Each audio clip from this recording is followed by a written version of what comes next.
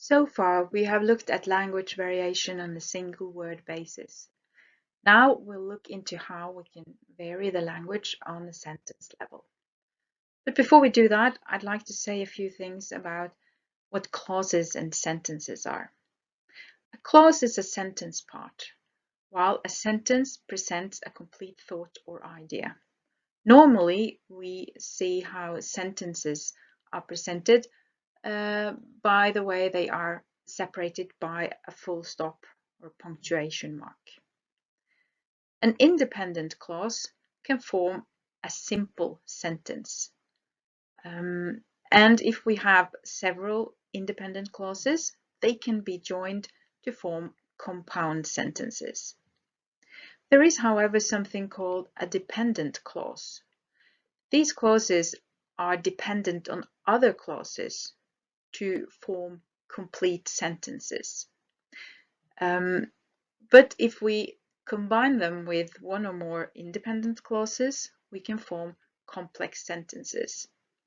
So there are three types of sentences that we need to, or at best, we should use them to vary the language. So there is the simple sentence, compound sentence, and the complex sentence. Let's go back to the text that we're working on. Even though it has been improved, there are still only simple sentences in this text. So now we're going to combine some of them, join them together to create different sentence structures. But not only that, by joining sentences, we also join ideas and show the relationship between them. So let's start with the two last sentences. I hope to go there again soon. The pandemic prevents me from going at the moment. To me, it sounds like there is a contrast between these two. So we're going to use the coordinating conjunction but to join them. Coordinating conjunctions combine equal independent clauses. So by exchanging the full stop of the first sentence with a comma and adding the coordinating conjunction but, we create a compound sentence out of these two independent clauses.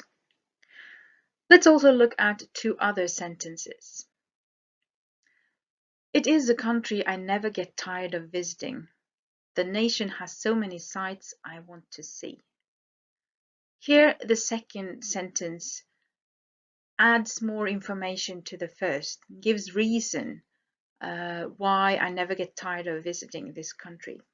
So this time I'm going to use a subordinating conjunction.